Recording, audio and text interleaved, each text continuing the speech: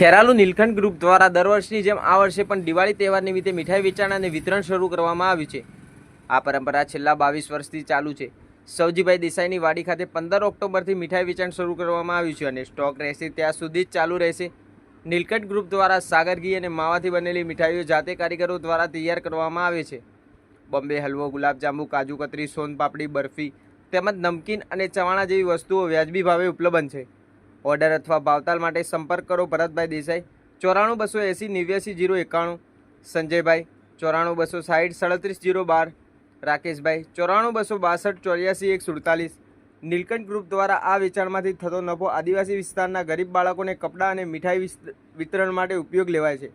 Online TV news reporter Farooq Memon, Kheralu.